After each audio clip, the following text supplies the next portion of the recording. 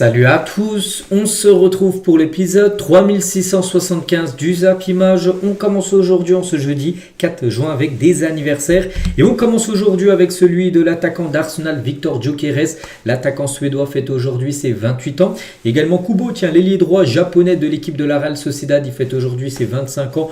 Ou par exemple, je sais pas, on pourrait prendre qui, il y a Lidou Sédu, défenseur central de Rennes, 26 ans. Mohamed Bayo, ancien attaquant de Clermont, il fête aujourd'hui maintenant ses 28 ans. Donc bon anniversaire à tous ces joueurs. On continue, on va parler maintenant de ce qui se passe dans une semaine jour pour jour. J-7 les gars, avant le début de la Coupe du Monde, c'est le 11, donc jeudi prochain. Donc juste plus qu'une semaine à tenir avant le début de ce mondial, où le match d'ouverture sera le Mexique, pays organisateur, contre l'Afrique du Sud, donc jeudi prochain. Donc on en parlait beaucoup encore de la Coupe du Monde. Comme tous les jours les gars, on commence maintenant avec le mondial. Et concernant bien sûr cette Coupe du Monde, donc il y avait encore quelques matchs de préparation hier. Il y avait un beau Pays-Bas contre l'équipe de l'Algérie, et c'est l'Algérie qui s'est imposée 1-0. J'ai pas vu le match, mais j'ai vu le but de Hadj Moussa, magnifique but. Il est rentré sur son pied gauche, petit fil opposé, sublime but. Donc voilà, c'est plein de confiance bien sûr pour l'Algérie avant le début de la Coupe du Monde. Donc le match avait lieu en plus aux Pays-Bas. C'est un match quasiment à domicile pour les Néerlandais. Donc voilà, concernant cette rencontre, à noter que Lucas Zidane, le fils de Zinedine Zidane, maintenant le gardien titulaire de cette sélection algérienne, il a réalisé un gros match, 6 arrêts et un clean sheet pour Lucas Zidane face aux Pays-Bas lors de cette rencontre. Ibrahim Mazzaï a été questionné en gros qui va gagner la Coupe du Monde. Donc il a dit l'Algérie, rien n'est impossible. C'est vrai que beaucoup de clubs africains veulent remporter bien sûr cette compète, que ça soit l'Algérie, Mazzaï la veut, que ça soit le Sénégal, que ça soit Hakimi aussi, enfin Hakimi avec le Maroc, et aussi il a dit vraiment que c'est l'objectif ultime. On verra, parce qu'on sait qu'il y a plein de sélections, il y a 48 sélections en tout qui aimeraient soulever bien sûr ce sublime trophée qui est la Coupe du Monde. Et concernant toujours ce match donc officiel avec la défaite des Pays-Bas face à l'Algérie hier, donc le Maroc gagne une place au classement FIFA qui va être mise à jour là très prochainement. Donc le Maroc était 8e, va passer 7e au classement FIFA par rapport à la défaite tout simplement des Néerlandais. Toujours avec les rencontres de préparation, hier il y avait aussi un RDC contre le Danemark, rien à dire, 0-0. On va pas s'éterniser sur le match, pas de but dans cette rencontre. Il y avait également l'Italie qui joue contre le Luxembourg. Attention, là c'était un match aussi amical, mais pas un match de préparation à la Coupe du Monde, vu que les deux sélections ne sont pas qualifiées pour le mondial. Mais l'Italie s'est imposée 1-0 lors de ce déplacement du côté du Luxembourg. Voilà ce qu'il y avait à dire sur les quelques rencontres qui avaient lieu hier soir. Au programme aujourd'hui, pas mal de matchs. Donc la France contre la Côte d'Ivoire, on va en parler juste après, 21h10 ce soir. Le coup d'envoi. L'Espagne affrontera l'Irak, un Irak adversaire de l'équipe de France dans son groupe. Il y aura un Suède-Grèce à 19h. Il y aura un Iran-Mali. Il y aura aussi un Irlande du Nord contre la Guinée. Je crois que l'Irlande du Nord, l'équipe de France les affronteront aussi en match amical, désolé, là dans quelques jours. Mais voilà le programme aujourd'hui. On parlera bien sûr de des résultats demain en faisant le débrief de tous les matchs. Et concernant cette équipe de France contre la Côte d'Ivoire, premier match de préparation pour les Bleus. Avant bien sûr le match, la première rencontre de Coupe du Monde qui sera dans 12 jours maintenant. On est le 4, c'est le 16, ça sera un France-Sénégal. Donc voilà, tout d'abord ce France-Côte d'Ivoire, donc parfum d'Amérique en une du journal Équipe aujourd'hui avant d'affronter l'équipe de la Côte d'Ivoire ce soir. Et voici le 11 probable côté équipe de France. Donc avec Mike Maignan au but, donc c'est une équipe un peu remaniée. À noter que les Parisiens ont joué une finale de Ligue des Champions, donc ils sont tous, on va tous commencer sur le banc. À noter aussi, j'ai pu voir que Deschamps pourrait faire plus de 10 changements. Vraiment, les changements sont illimités, je crois, pendant le match. Voilà, donc c'est un match de préparation aussi pour la Côte d'Ivoire qui prépare également la Coupe du Monde. Donc les sélectionneurs vont changer beaucoup de joueurs tout au fil du match. Donc voici à quoi peut ressembler le 11 côté français. Donc Hernandez à gauche, Théo, Koundé à droite, Konaté et Upamecano dans l'axe. Konaté devrait remplacer Saliba. Voilà. Rabiot, Tchouaméni devant Thuram, Cherki, Olysée et Kylian Mbappé en neuf. Voilà, normalement le 11 de départ pour cette rencontre ce soir. Et Deschamps en conférence de presse. Donc déjà il a parlé de William Saliba. Il a dit il va bien, il va être géré. Donc s'il aurait fallu jouer aujourd'hui, ce soir par exemple, ça aurait été un match important, un match officiel. Et dit il aurait joué, mais il ne jouera pas parce que c'est de la gestion, parce qu'en gros il a un problème de dos. Voilà, Saliba, c'est pour ça que Konaté devrait le remplacer en défense centrale, vu que c'est un match amical, il va souffler. Voilà, on espère surtout l'avoir pour les matchs officiels. Donc les 6 de la Ligue des Champions sont arrivés tardivement, bien sûr. sûr. Voilà. Donc je serai amené à repartir les temps de jeu. Donc c'est le moment de le faire. Les 26 sont dans de bonnes conditions. Voilà, les 26 joueurs retenus bien sûr pour cette Coupe du Monde. Toujours avec Deschamps, il parle aussi de Kylian Mbappé, étant en très bonne forme physiquement et psychologiquement. C'est-à-dire dans la tête aussi, ça va très bien pour Kylian qui est prêt. Voilà, pour cette Coupe du Monde. Ce qu'il s'est passé en club avec le Real, il a dit, la sélection c'est un autre objectif. Il a fait beaucoup d'efforts aussi. Il a une expérience que les autres n'ont pas. C'est sa 3e Coupe du Monde et une Coupe du Monde, c'est toujours difficile. En tout cas, il va très bien. Voilà, Kylian qui pourrait être titulaire ce soir face à la Côte d'Ivoire. Jules Koundé, tiens aussi qui est en interview également. Koundé et Malo Gusto, tout d'abord Koundé. Donc déjà, il revient sur sa saison qu'il a fait avec le Barça. Il le dit. J'ai fait une saison en dessous de mes standards. C'est que du côté du FC Barcelone, il y a eu un sondage qui a été fait. C'est le joueur qui a été le plus décevant cette saison, Jules Koundé. Voilà, donc il le sait. Même lui, il le dit en gros qu'il a fait une saison en dessous de ce qu'il peut faire. Mais je me sens bien, c'est une nouvelle compétition, bien sûr, la Coupe du Monde. Et l'engouement pour le mondial, il a dit, même si ce n'est pas un pays de football, d'autres sports passent avant aux États-Unis, comme le basket, comme le hockey, comme le football américain. Tous ces sports sont devant le football aux États-Unis. Mais il y aura des supporters venant des 4 coins du monde, donc je m'attends à une grande fête voilà, du côté des États-Unis et Mexique, Canada. Il faut oublier que ce sera dans 3 pays différents. Et voilà, donc en tout cas, lui, il sait que les supporters seront présents, mettront l'ambiance. Malo Gusto également, tiens, en interview. Donc mon objectif est simple, tout donner pour le maillot de l'équipe de France. Même si je dois terminer avec des crampes à chaque match, je donnerai tout évidemment, repartir avec une étoile supplémentaire et la Coupe du Monde serait le plus grand accomplissement possible voilà, qu'il puisse avoir dans sa carrière bien sûr. Et toujours avec lui, il a parlé aussi de ses favoris, enfin il a été questionné par rapport aux favoris à la Coupe du Monde, il a dit il y a beaucoup de grandes nations, donc l'Espagne, le Brésil, le Portugal, possède des effectifs très talentueux. Nous pouvons également faire une partie de ces discussions, bien sûr. Donc nous savons que nous avons la qualité nécessaire pour aller au bout et nous allons nous battre pour cela, pour gagner en gros cette Coupe du Monde. Donc voilà ce qu'a pu dire Malo Gusto. Et Lucas Digne également, voilà, il était en interview. Donc sur le mondial, il a dit quand tu commences une compétition, tu as envie de la gagner. Donc voilà, les joueurs sont vraiment tous focus sur le même objectif, gagner cette Coupe du Monde. Voilà, donc on verra. Donc ça passe déjà ce soir par un beau match. Ça ramènerait de la confiance avant la première rencontre là dans 2 jours face au Sénégal. Et toujours avec les Bleus, à noter qu'hier ils ont fêté l'anniversaire de Désiré Doué parce qu'hier c'était son anniversaire, il a fêté ses 21 ans. Il y a eu un magnifique gâteau d'anniversaire pour le champion d'Europe, Doué. Et pour finir avec la France, mais pas que les joueurs de l'équipe de France, en gros les joueurs français qui sont en France, à noter que la France est le pays qui fournit le plus de joueurs pour la Coupe du Monde. Sur les 1248 joueurs en gros qui sont en Coupe du Monde. En gros, 75 voilà, des 1248 joueurs qui participeront à la Coupe du Monde sont nés en France, mais représenteront d'autres équipes nationales. Donc avec l'équipe de France, cela fait près de 100 joueurs nés dans le pays, soit environ 8% de tous les joueurs du tournoi qui sont nés quand même en France. C'est énorme, voilà, sur, 8% des joueurs qui vont partir à la Coupe du Monde sont nés comme en France. Donc en tout, c'est 99 exactement. Donc voilà, ça fait 76 joueurs binationaux. Donc c'est-à-dire qu'il y a 76 joueurs qui sont nés en France, mais qui jouent pour d'autres sélections. Voilà. Et les 23 autres, voilà, sur 26, parce qu'oubliez pas que dans la liste de l'équipe de France, donc il y a 26 joueurs. Donc il y en a 23 qui sont nés en France et 3 qui ne sont pas nés en France. Olysée, par exemple, il est né, je crois, en Angleterre. Brice Samba est né en RDC. Puis c'est Marcus Thuram qui est né en Italie. Voilà. Donc ce qui fait 76 plus 23, 99. Donc en tout, il y aura 99 joueurs qui sont nés en France, qui joueront la Coupe du Monde. Voilà. Donc les Pays-Bas, il y en a 67. N'oubliez pas que du côté du Curaçao, sur la liste des 26 joueurs, il y en a 25 qui sont nés quand même aux Pays-Bas. Donc en Allemagne, il y en a 50. Voilà, vous pouvez voir chaque sélection, mais en tout cas, c'est en France où il y a le plus de joueurs qui sont nés en France qui participeront à ce mondial. Voilà. On continue, on va parler d'une autre sélection, et une sélection aussi outsider même, voilà, qui peut gêner bien sûr les grandes nations, c'est le Maroc. Et en tout cas, Hakimi aussi, qui a rejoint le rassemblement du Maroc, a été félicité par la sélection marocaine pour sa Ligue des Champions remportée avec Paris. Un gâteau personnalisé pour l'occasion, il a fait un petit discours. Et voici le gâteau en gros. Voilà, félicitations au champion Achraf Hakimi, avec bien sûr le joueur du PSG en train d'embrasser la Champions League. On va parler aussi du Brésil. Le Brésil de Neymar, et malgré sa blessure, Neymar ne sera pas remplacé pour la Coupe du Monde. Le Brésil pense qu'il peut vraiment apporter dans le tournoi parce que Carlo Ancelotti, donc le sélectionneur du Brésil, a encore le choix. Il pouvait, je crois qu'il y avait encore une date pour enlever, bien sûr, si un joueur se blesse et le remplacer par notre joueur. On sait que Neymar est actuellement blessé. Non, Ancelotti conservera Neymar même si actuellement il est blessé, le joueur brésilien. On va parler d'Harry Kane, qui a rencontré sa nouvelle statue qui sera bien exposée au Madame Tussauds de Londres. En gros, c'est un musée où il y a les... un peu comme le musée Grévin à Paris où il y a des sosies, en gros, voilà, des statues. Donc voilà, celle de Harry Kane. ressemble énormément. Enfin, parce que des fois, il y a des statues qui ne ressemblent pas du tout, bien sûr. Donc là, voilà, c'est très bien réussi. On continue, on va parler d'un jeune Nico Paz du côté de l'Argentine. Donc lui, il est très incertain pour le mondial. Donc sa blessure serait plus grave que prévu et inquiète la sélection argentine. Emi Buendia est prêt à le remplacer au cas où. Voilà, le joueur Buendia qui joue, je crois, en première ligue, je ne me trompe pas. Donc si venait de forfait Nico Paz, donc il sera remplacé parce que pour l'instant, il est blessé. On ne sait pas s'il pourra tenir ou non sa place pour le mondial. Toujours avec cette Coupe du Monde, vous avez vu beaucoup d'infos. De toute façon, le mondial commence la semaine prochaine. Donc on va parler maintenant bientôt que de ça.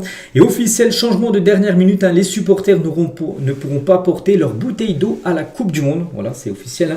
Donc c'est un communiqué qui a été sorti malgré de fortes chaleurs quand même prévues du côté des États-Unis. La FIFA vient de prononcer cette interdiction pour des raisons de sécurité. Donc la FIFA s'engage à protéger la santé et la sécurité de tous les joueurs, arbitres, fans, bénévoles et personnels. La FIFA a pris la décision d'interdire les bouteilles pour éviter les risques et les blessures aux joueurs et aux participants. Les bouteilles extérieures sont déjà interdites dans plusieurs de ces lieux. Pour des raisons de sécurité, la FIFA applique cette considération dans ces stades de tournoi. Donc après, voilà, c'est parce qu'ils craignent que des joueurs prennent les bouteilles et les jettent sur les joueurs. Enfin, des supporters prennent les bouteilles et les jettent sur les joueurs. Donc voilà en gros pourquoi les bouteilles seront interdites. Donc il faudra, si tu as soif, il faudra aller soit aux toilettes ou soit t'acheter une bouteille d'eau, enfin même un gobelet. Peut-être un gobelet sera ok, mais pas les bouteilles. Ça ne sera pas possible de les amener dans le stade. Voilà, c'est officiel, c'est un communiqué. On continue aussi toujours avec cette Coupe du Monde où il fera très chaud. Et des fois, quand il fait très chaud, il y a des orages et des interruptions comme de 30 minutes pendant les matchs en cas d'orage. Donc les matchs de la Coupe du Monde pourraient connaître de longues interruptions s'ils sont arrêtés pour des conditions de météo. En gros, selon le protocole américain, en cas d'orage, un match disputé dans un stade doit être immédiatement suspendu si un éclair est détecté dans un rayon d'environ 13 km du stade. Si un éclair qui touche le sol, 13 km aux alentours, donc le match doit être arrêté immédiatement. Donc après chaque éclair, un délai de 30 minutes est appliqué. Si un nouvel éclair est détecté pendant ce laps de temps, le compteur repart à zéro. Imaginez si c'est à la 28e minute, puis un éclair qui tape dans un rayon de 13 km, on repart pour 30 minutes. Imaginez un match de Coupe du Monde qui se joue, il peut être interrompu pendant de nombreuses minutes, ce qui peut entraîner des interruptions de plusieurs heures. Voilà ce qui peut se passer aussi, ce qui va se passer, parce qu'il y aura certainement bien sûr de gros orages pendant certains matchs. Toujours avec la Coupe du Monde, donc l'IFAB, c'est ceux qui font les lois du football en gros. Donc change des règles pour la Coupe du Monde. Donc tout d'abord, compte à rebours de 5 secondes pour les touches et les dégagements au 6 mètres. Voilà, pour éviter de ce qui s'est passé là, lors du match contre Arsenal. Arsenal PSG, où Arsenal a gagné, essaie de gagner, gratter le temps le maximum. Un coup, il y en a un qui a pris la balle, il l'a reposé, il a encore reposé le deuxième, puis c'est le troisième qui est parti faire la touche. Voilà, c'était insupportable. Donc maintenant, il y aura des comptes à rebours. Si tu mets trop de temps, la touche ou peu importe si tu mets trop longtemps pour un 6 mètres, ce sera un corner pour l'autre équipe. Voilà. Donc carton rouge pour les joueurs qui se couvrent la bouche lors d'une confrontation avec un arbitre ou un adversaire. Par exemple, on se souvient de Prestiani qui a mis son maillot pour parler à Vini Junior. Donc si un joueur fait ça, carton rouge. Peu importe ce qu'il dit, de toute façon s'il dit mais son maillot, c'est qu'il ne doit pas dire de belles choses, donc carton rouge direct. Sanction aussi pour les équipes qui quittent le terrain en signe de protestation. Donc là c'est peut-être par rapport, souvenez-vous à la finale de la CAN, les joueurs sénégalais avaient quitté le terrain alors qu'ils n'avaient pas le droit. Donc si une équipe fait ça pendant la Coupe du Monde, sanction, donc là ça sera match directement perdu sur tapis vert. On ne l'apprendra pas 2 mois après, là on l'apprendra 20 minutes après que le match est perdu directement. Voilà. Sortie obligatoire d'1 minute hors du terrain après un soin médical. Voilà. La VAR aussi pour intervenir si une faute est commise avant que le ballon ne soit remis en jeu sur une phase arrêtée. Et la VAR aussi pour annuler des deuxièmes cartons jaunes et des corners accordés à tort. C'est un problème de corner. Enfin, s'il y a corner, il ne devait pas avoir corner. Donc la VAR pourra dire à l'arbitre en gros que c'est trompé. Donc voilà tout ce qui devrait être mis en place lors de ce mondial qui commence la semaine prochaine. Toujours avec la Coupe du Monde, à noter les clubs les plus représentés, j'en ai un peu parlé hier, c'est City. C'est City, il y a 19 joueurs de Manchester City qui participeront à la Coupe du Monde. Deuxième club, c'est le Bayern, 18 joueurs du Bayern participeront à la Coupe du Monde. Ensuite, le PSG Arsenal, 16 joueurs. Et ensuite, c'est le Barça, 15 joueurs, dont 8 du FC Barcelone qui participeront à ce mondial. Toujours avec la Coupe du Monde, dans toute l'histoire de la Coupe du Monde, aucun pays n'a réussi à gagner la compétition avec un sélectionneur étranger. Donc on a cette année par exemple le Brésil de Carlo Ancelotti. Donc le Brésil, c'est le Brésil et Ancelotti est italien. Voilà. Et l'Angleterre de Thomas Tuchel. Thomas Tuchel est allemand et il entraîne l'Angleterre. Donc jamais un sélectionneur étranger a réussi à faire gagner avec son pays on va dire, la Coupe du Monde. On verra si cette malédiction continuera ou si par exemple le Brésil ou l'Angleterre gagneront. Toujours avec la Coupe du Monde, n'oubliez pas que le mondial, il y a eu seulement 8 vainqueurs différents. C'est qu'il y a, il y a des équipes qui l'ont remporté plusieurs fois différentes, mais sinon il y a seulement 8 vainqueurs différents. Donc le Brésil, l'Allemagne, l'Italie, l'Argentine, la France, l'Uruguay, l'Angleterre et l'Espagne. Voilà. Dernière nation à l'avoir gagné, ça va dire c'est l'Espagne en gros, par rapport qu'il l'avait gagné en 2010, la France oui il avait gagné aussi en 2018 tout ça, même l'Argentine, mais il avait gagné aussi en 78 à l'Argentine. Donc voilà, en gros les seules nations à avoir remporté. Est-ce qu'il y aura une 9e nation différente à remporter la Coupe du Monde Donc verdict dans à peu près un mois et demi. Voilà ce qu'il y a à dire sur le mondial les gars. Donc on en reparlera encore demain, après-demain, voilà, jusqu'à on en parlera tous les jours, en gros, de cette Coupe du Monde. On bascule, on va parler aussi, on revient un peu sur les clubs. On va parler maintenant du Barça. Rapidement, tiens, tout d'abord, officiel Hansi Flick est élu entraîneur de la saison en Liga. Pour la 2e fois de suite, c'est lui qui remporte le prix du meilleur coach de la saison. Bon, c'est mérité. Il vient encore de remporter le championnat, donc totalement logique et mérité. Félicitations à Flick. Toujours du côté du Barça, on apprend aujourd'hui qu'un joueur pourrait également partir à Monaco. Donc on sait que Fati, il y a Ruigo, et aussi Marc Casado, donc l'AS Monaco et le Barça sont en négociation avancée pour le transfert de Marc Casado du côté de Monaco. On parle d'un transfert de 18 millions d'euros plus 5 millions de bonus pour Casado du côté de l'AS Monaco. Voilà, lui qui joue très peu comme en équipe première du Barça, il pourra aller prendre du temps de jeu. Et peut-être il a parlé aussi avec Ansu Fati, peut-être qu'il a conseillé Fati de venir à Monaco. Et du coup, ces deux joueurs devraient filer du côté de l'ASM. Toujours avec le Barça, on va parler de Bernardo Silva. Donc pour beaucoup, Bernardo Silva est le profil idéal pour le FC Barcelone. Donc Flick estime qu'il n'a pas encore trouvé le successeur d'Inigo Martinez, un joueur charismatique capable de prendre la parole et d'assumer ses responsabilités. Bon après, Bernardo ne joue pas la même position qu'Inigo Martinez, qui est un défenseur central qui est parti du Al Nasser en Arabie Saoudite, alors que Bernardo est plutôt un milieu offensif, mais c'est par rapport au leadership, par rapport qui peut avoir vraiment un rôle très important dans le vestiaire, bien sûr. Donc rien n'est encore finalisé. L'Atlético Madrid pousse également très fort pour signer Bernardo, mais une chose qui est sûre, c'est qu'il quitte le Manchester City. Ça, on sait que c'est officiel, et ça va se jouer entre le Barça et l'Atlético concernant son futur. On va parler maintenant un peu côté Paris Saint-Germain. Voici à quoi ressemblerait l'armoire à trophées du PSG. Donc c'est fait bien sûr par une intelligence artificielle, mais voilà, si on met tous les trophées du Paris Saint-Germain remportés, voici l'armoire à trophées du Paris Saint-Germain à l'heure actuelle. Et on sait que là, sur cette année encore 2026, le PSG peut remporter encore 3 trophées. Voilà. Donc il y aura la Super Coupe d'Europe, il y aura le Trophée des Champions et la Coupe Intercontinentale qui se jouera elle en décembre prochain. Et concernant le Trophée des Champions, donc c'est officiel. Donc le match, on savait que c'était un Paris contre Lens, mais on ne savait pas ça allait être où. Donc du coup, la LFP a tiré au sort, voilà. Et du coup, c'était soit au Parc des Princes, soit au Stade Bollaert. Et du coup, ça sera au Stade Bollaert, qui a été tiré au sort pour accueillir le Trophée des Champions. Donc c'est prévu là, je ne sais plus combien, aux alentours du 15 août à peu près. Donc voilà, Lens contre le PSG. Voilà, donc ça sera le gagnant, il gagnera bien sûr le trophée des champions. On continue, tiens, toujours avec le PSG, Yann Diomandé, un joueur qu'on parle quand même depuis longtemps. Cet attaquant ivoirien, tiens, qui pourrait peut-être jouer ce soir contre l'équipe de France, parce qu'il va jouer la Coupe du Monde. Mais en tout cas, il joue à Leipzig, et par rapport à son futur, il a dit le PSG est une équipe que j'aime depuis tout petit. Donc là déjà, il envoie déjà une sacrée info, voilà, que peut-être il est fan du PSG, mais pas que Paris est sur le joueur comme depuis pas mal de temps. Mais il a dit, pour l'instant, je ne me projette pas sur l'avenir, je reste concentré sur la Coupe du Monde, on verra pour la suite. Mais rien que, bien sûr, il ne peut pas dire qu'il va aller là-bas, mais en disant que c'est une équipe qui suit depuis tout petit, donc ça veut dire qu'il a peut-être une envie d'aller au Paris Saint-Germain. À noter que s'il venait à débarquer à Paris, on annonce beaucoup que Barcola, du coup, quitterait l'équipe parisienne. Voilà ce qui peut se passer du côté de ce club. Au continue, on va parler maintenant un peu côté Real Madrid. Là, enfin pas un peu, parce que là, il y a beaucoup d'infos. Côté Real, donc tout d'abord, c'est officiel, le nouveau maillot domicile du Real Madrid a été dévoilé. Ça y est, bon, on le savait déjà, depuis quasiment... on va dire au mois de décembre, souvent les maillots commencent à fuiter, les premières infos. Donc on a pu le voir chaque mois que c'était celui-là. Donc ça y est, c'est bien officiel, c'est bien celui-là. Donc le maillot domicile, blanc, Adidas et Mireille Better, toujours avec les bandes Adidas, mais qui seront de couleur rose, voilà, pour la saison prochaine. Donc très beau maillot, porté par exemple par des joueurs du Real Madrid, ça donne quoi, voilà. Donc vous pouvez l'acheter officiellement maintenant dans les boutiques officielles, bien sûr, du Real Madrid. Toujours avec le Real, n'oubliez pas que dimanche, donc là dans 3 jours, il y a les élections. Donc ça va être soit Florentino Pérez qui sera réélu président du Real, ou soit Enrique Riquelme qui a posé sa candidature. Hein. Puis hier, en gros, il y avait un débat télévisuel. Hein. Et en gros, il a dit, hein, si je suis président du Real Madrid, Rodri jouera au Real. Donc voilà, son premier gros coup sur le mercato. S'il est le président, il aimerait faire venir Rodri au Real. Voilà. Il avait dit qu'il aimerait signer 2 superstars du football, donc Rodri en fait déjà parti. Hein. Et le deuxième, les gars, il a parlé de Haaland. Hein. Il a même sorti le maillot Erling Haaland, le nouveau maillot du Real, floqué Haaland numéro 9. Enrique Riquelme annonce une signature d'Erling Haaland au Real s'il devient président du club. Voilà.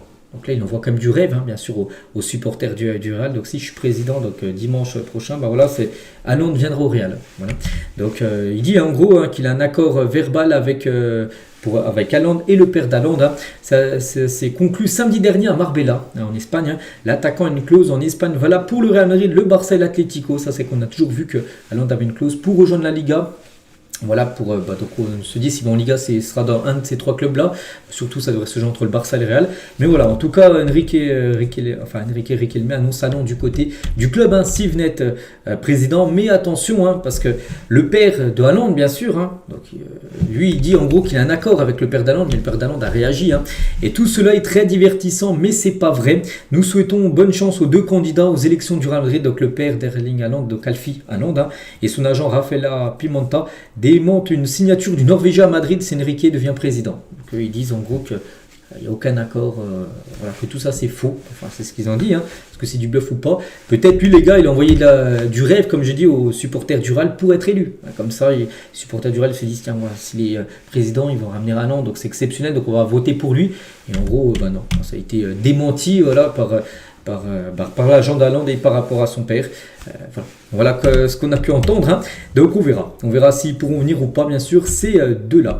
Enrique Riquelme toujours avec lui, hein, donc candidat à la présidence du Real. Hein. Si je gagne les élections, je ferai venir au Real Madrid un manager superstar, hein, celui que tous les fans du Real Madrid veulent vraiment. Voilà, parce que pour l'instant c'est Mourinho, mais Mourinho, si c'est Pérez qui gagne, hein, mais si c'est lui qui vient gagner les élections, il ne veut pas de Mourinho. Il n'aime pas trop Mourinho, donc ce ne serait pas Mourinho. C'est pour ça que Mourinho, officiellement, n'a toujours pas été dévoilé en tant que nouveau coach du Real. Il faut attendre lundi prochain, le lendemain des élections, pour savoir vraiment qui sera le président et du coup, qui sera le nouveau coach. Hein.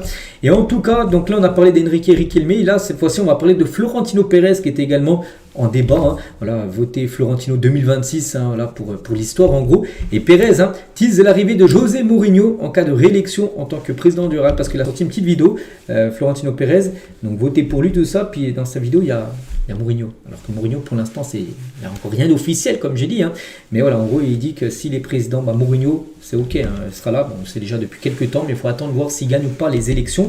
À noter que Mourinho, appelé comme le Benfica, parce n'oubliez pas qu'il est encore sous contrat avec le Benfica actuellement, pour assurer que la vidéo postée par Pérez est fausse et générée par de l'intelligence artificielle. Voilà ce qui se passe, hein, c'est un peu une dinguerie. Toujours avec Pérez aussi, il annonce que Konaté signera au Real Madrid s'il est réélu président du club. Ça c'est fort probable, voilà. Déjà qu'il soit réélu, n'oubliez pas que Pérez a quand même de grandes chances. Hein. Il y a peut-être 8 chances sur 10 les gars que Pérez, même encore plus, hein, voilà, le pourcentage de chances qu'il soit président réélu, voilà, président du Real. Et Enrique Riquelme a peut-être 10 ou 15% de chance. Donc voilà, on pense que Pérez sera de nouveau président du Real. Et à noter que Konaté, il arrivera à regarder, hein, même Fabrizio Romano, il a dit son Erwigo. Voilà, concernant Konaté. Hier, c'était Denzel Dumfries, là, c'est Konaté. Voilà, donc les deux pourraient être annoncés officiellement début de semaine prochaine, si bien sûr Pérez viendra remporter les élections, comme je dis, ce qui est fort possible. Donc voilà, here we go pour Konaté. Et concernant Denzel Dumfries, tout est bouclé pour lui. Les merengues ont levé la clause de 20 millions d'euros de l'Hollandais. Donc le joueur a passé ses examens médicaux à distance, vu qu'actuellement il est avec les Pays-Bas. Donc il a passé sa visite médicale, on pense que tout est OK. Donc comme j'ai dit, ça peut être en début de semaine, l'annonce officielle, mais elle peut peut-être avoir lieu, peut-être avant, j'en sais rien, mais en tout cas, voilà, tout est OK. Dumfries va bien arriver du côté du Real. Toujours avec Pérez, dans son interview qu'il a pu faire hier, donc si Pérez est réélu président, donc Mbappé, Vigny et Bellingham resteront au Real. Il n'y aura pas de départ surprise une des 3 stars de l'attaque madrilène, les 3 resteront au club. C'est sûr, si Pérez est toujours président. Toujours avec Pérez, parce qu'il y a aussi beaucoup de rumeurs qui tournent autour du Real. C'est vrai que le Real est actuellement très actif sur le mercato. Regardez, Konaté, c'est quasiment fait. Dumfries, c'est quasiment fait. Mourinho devrait devenir le nouveau coach. Regardez aussi les noms qu'on entend, les rumeurs. Après, ils ne viendront peut-être pas tous, mais c'est des rumeurs. Tout d'abord, João Neves, milieu du PSG. Après, moi, je ne vois pas du tout João Neves quitter le PSG. Il est actuellement au prime de sa carrière. Il a 21 ans. Il vient d'enchaîner 2 Ligues des Champions gagnées. Peut-être un jour, il jouera au Real. Mais je ne pense pas qu'à l'heure actuelle, voilà, qu'il arrivera sur ce mercato 2026 au Real. Voilà, mais en tout cas, c'est un rêve de Pérez de signer jaune et veste. Le Real Madrid aussi va tenter de recruter Vardiol, défenseur central de City. Donc le joueur plaît beaucoup à José Mourinho et à Florentino Pérez, Vardiol. Il y a déjà deux défenseurs, donc Dumfries pour jouer à droite et Konaté pour jouer dans l'axe, mais ils veulent aussi un autre défenseur central, donc ça pourrait être Vardiol aussi qui pourrait être ciblé. Il y a aussi Calafiori, les gars, donc joueur italien d'Arsenal aussi. Des discussions directes ont lieu entre Riccardo Calafiori et le Real. L'Italien figure aussi sur la shortlist du club madrilène. Il y a beaucoup de rumeurs. Il s'intéresse aussi à Marc Cucurella. Voilà, même si la piste derrière gauche n'est pas une priorité absolue, le club ne fait pas absolument confiance à Kairas Mendy et Fran Garcia. Pourtant, il y a quand même 3 défenseurs gauche du côté du Real, mais il pensera Marc Cucurella, le joueur de Chelsea. Concernant Brahim Diaz, lui qui est au Real, la priorité de Brahim Diaz la saison prochaine est de rester au Real, malgré qu'il a des contacts avec la Juve. Lui souhaite rester du côté du Real Madrid pour la saison prochaine. Voilà ce qu'a dire un côté Real Madrid sur le mercato, tout ça, sur les élections. Beaucoup de choses. Et tiens, juste, on va parler aussi de Vini Junior. Donc lui, il a actuellement focus sur la Coupe du Monde. Donc Vini restera, il va participer. Il va entamer sa 9e saison Real la saison prochaine. C'est sûr, il va rester. Donc en tout cas, il aura son propre skin et sa propre émoticône sur Fortnite. Voilà, donc ça va sortir là très prochainement, l'émoticône par rapport à Fortnite et par rapport à la Coupe du Monde. Voilà, il y aura peut-être un partenariat Coupe du Monde, enfin FIFA avec le jeu Fortnite. Voilà ce qu'il y a à dire les gars sur le Real. On bascule sur d'autres infos. On va parler de la une au journal L'équipe. Donc il y en a une sur le Parfum d'Amérique, l'équipe de France qu'on a parlé tout à l'heure, mais une aussi sur Lens et plus au nord parce qu'on va parler de Pierre Sage car il a une magnifique saison, 2e de Ligue 1. Il a remporté la Coupe de France, et Pierre Sage va partir. C'est une sacrée surprise. On pensait qu'il allait rester tout ça. Et non les gars, Pierre Sage a décidé de quitter le Racing Club de Lens. Des discussions sont en cours avec Crystal Palace, un club comme on parle depuis quelques jours. C'était des rumeurs et voilà, les rumeurs partent vraiment sur un transfert officiel, en gros du coach. Donc Pierre Sage s'est mis d'accord avec Crystal Palace. Donc Palace serait prêt à proposer à Pierre Sage de multiplier son salaire par 3 voire 4. Donc financièrement en première ligue, on sait que les salaires sont énormes. À Lens, on sait qu'en plus, c'est un club qui... N'oubliez pas que c'est le 10e budget de Ligue 1. Donc que ce soit pour les joueurs ou l'entraîneur, c'est pas l'entraîneur le mieux payé en Ligue 1 quand il est à Lens. Et il pourrait multiplier, voire 4 son salaire. L'entraîneur touchait 100 000 euros brut mensuels à Lens. Donc il pourrait toucher 400 000 euros brut mensuels à Crystal Palace. Donc voilà, c'est pour ça qu'il a réfléchi et du coup il devrait aller en coacher en première ligue la saison prochaine et remplacer Oliver Glasner qui quitte Palace pour peut-être aller à l'AC Milan pour Oliver Glasner. Donc voilà, concernant Lens, ils vont se retrouver sans coach. Je sais pas, actuellement j'ai pas vu de nom pour l'instant pour le remplacer, mais Pierre Sage devrait partir. Un autre joueur, lui c'est officiel, un joueur lui quitte Lens, c'est Wesley Saïd. Et c'est officiel, quitte libre le Racing Club de Lens. Il est en fin de contrat là dans 26 jours, le 30 juin prochain, désolé. Et pas de prolongation pour lui, c'est officiel. Part. Voilà. Pourtant, il a fait une bonne saison, je trouve, Wesley Saïd. Donc, il peut s'engager où il le souhaite et surtout gratuitement. Toujours, tiens, on revient sur les coachs. On va parler de Bruno Genesio. Il y a à peu près 2 semaines, on a appris que Lille a annoncé son départ. Et il y a des rumeurs autour de Marseille. Bruno Genesio va bien devenir le nouvel entraîneur de l'Olympique de Marseille. Habib Beye, les gars, va se faire licencier là dans les... peut-être aujourd'hui, peut-être demain. Et du coup, le coach Habib Beye va partir et Bruno Genesio va le remplacer. Donc Genesio va signer un contrat de 2 ans plus une autre année en option à l'Olympique de Marseille. Accord total entre les deux parties. Voilà. Et peut-être Genesio, il a demandé son départ de Lille parce qu'il savait qu'il avait des contacts avec Marseille. Voilà, donc le transfert pourrait se faire là à tout moment. Voilà, concernant Genesio du côté de l'OM. Toujours, tiens, l'OM, on va parler de la Minute OM. En gros, c'est un site qui relaie les infos sur l'Olympique de Marseille. Confirme par rapport à Greenwood. On s'en doutait, mais là, c'est pratiquement officiel. Greenwood va bien quitter l'Olympique de Marseille. Des clubs saoudiens sont très intéressés. Bon, oui, il y a des clubs saoudiens, mais aussi, par exemple, aussi le Fenerbahçe en Turquie, les gars, qui est prêt à offrir un salaire très élevé à Mason Greenwood. Le club a la concurrence aussi de l'AS Roma, qui est également très intéressé, d'après Fabrizio Romano.